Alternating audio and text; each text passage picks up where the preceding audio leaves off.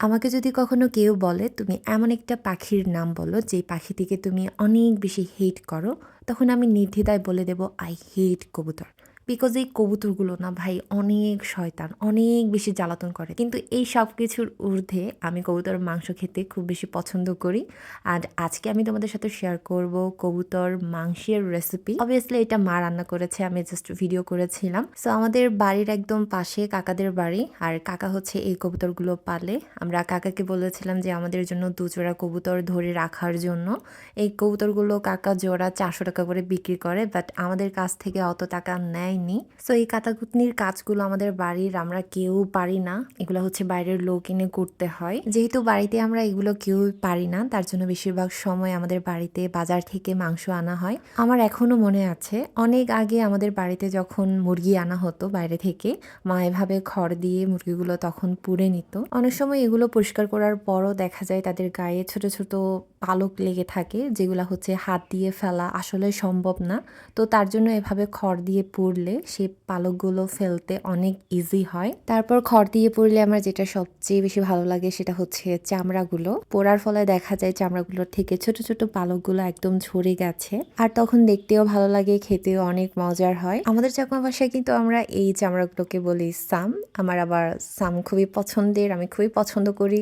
আর এই সামগুলো দিয়ে যখন আমরা মরিচ গুঁদিয়ে বানাই, মরিচ ভর্তা আর কি, গরম গরম সেদ্ধ শাকসবজি দিয়ে সেই মরিচ ভর্তাটা গুজিয়ে খেলে জাস্ট অসাধারণ হয়। তো আমরা যে কবুতরগুলো নিয়েছিলাম সেগুলো হচ্ছে একদম পাতলা পাতলা ছিল, ছোট ছোট করে 4টা থেকে জাস্ট একটা হালকা একটু বড় ছিল, মানে মোটা সোটা আর কি। এটা নিয়ে আমাদের বাড়িতে কবুতরের মাংস 2বার রান্না হয়েছে। এর আগে একবার রান্না হয়েছিল, সেটা আমি ভিডিও করিনি। তো এখানে হচ্ছে আমরা রান্নার জন্য কড়াইয়ে তেল দিয়ে দিয়েছি, দেন আলুগুলো একটু মোটা করে রেখেছি, ভাজা করে নিব। এখানে হচ্ছে আলুগুলো দেওয়ার পরেই দেন মা হলুদ দিয়েছিল। প্রথমে মা বলছিল আলু ছাড়া জাস্ট হচ্ছে শুকনো করে ভুনা করবে, পরে আমার মনে হচ্ছিল যে আলু দিয়ে খেলে বেটার হবে, তাই লাল লাল করে আলুগুলো আগে ভেজে নিয়েছি। দেখতে পাচ্ছ খুবই সুন্দর হয়েছে কালারটা। তারপর এখানে পেঁয়াজ কুচি অ্যান্ড সবগুলো ইনগ্রেডিয়েন্টস যা যা লাগে অ্যাড করে দিয়েছি। আদা রসুন পেঁয়াজ লাল মরিচ বাটা, তারপর হচ্ছে কাঁচামরিচ বাটা, গরম মশলা জিরা গুঁড়া সব কিছুই ছিল এখানে। দেন হলুদ লবণ মিক্সড করে ভালো মতো পানি দিয়ে কষিয়ে নিয়েছি। অ্যান্ড এটা অনেকক্ষণ কষানোর পরে আমরা অ্যাড করে নিয়েছি মাংসের মশলা।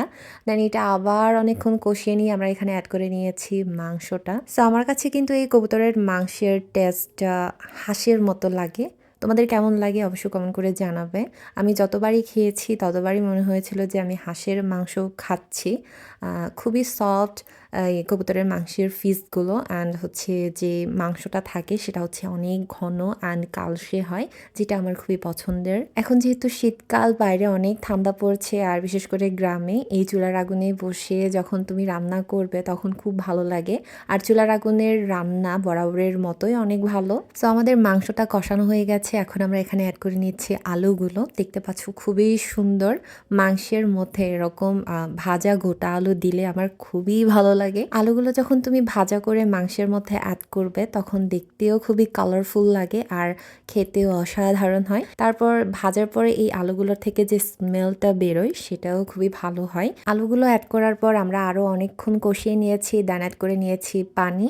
অ্যান্ড এখন হচ্ছে পানিটাও শুকিয়ে গেছে, মানে আমাদের তরকারিটা হয়ে গেছে। তোমরা দেখতে পাচ্ছ খুবই সুন্দর, অ্যান্ড এখান থেকে খুবই সুন্দর একটা স্মেল বেরোচ্ছিল যখন আমরা রান্না করছিলাম। এখন যে আমি এডিট করছি এখন পর্যন্ত আমার তার স্মেলটা নাকে চলে আসছে।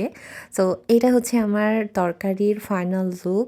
দেখতে পাচ্ছ খুবই সুন্দর অ্যান্ড খুবই কালারফুল। অ্যান্ড আমি প্রথমে হচ্ছে আলুটা প্লেটে নিয়ে নিচ্ছি, দেন আমি অনেকগুলো মাংস প্লেটে নিয়ে নিয়েছি। অনেক মজা হয়েছে খেতে। তো আমি তোমাদের একটু আগেও বলেছিলাম যে কবুতরের মাংসের টেস্টটা আমার হাঁসের মাংসের মতো লাগে। তো আমি যখন হাঁসের মাংস রান্না করি তখনও আমি ঝোল রাখি না, একদম ভুনা করে ফেলি। অ্যান্ড আজকেও মা এভাবে রান্না করেছিল কবুতরের মাংসটা, এটাও খেতে অনেক মজা হয়েছে ঝাল ঝাল করে। তো আজকের এই রেসিপিটা তোমাদের কেমন লেগেছে অবশ্যই কমেন্ট করে জানাবে, আর সেই সাথে অবশ্যই কমেন্ট করে জানাবে তোমরাও কবুতরের মাংস খেতে পছন্দ করো কিনা। ভিডিওটি ভালো লাগলে অবশ্যই লাইক কমেন্ট শেয়ার করে দিবে, আর আমাকে বেশি বেশি করে সাপোর্ট করবে।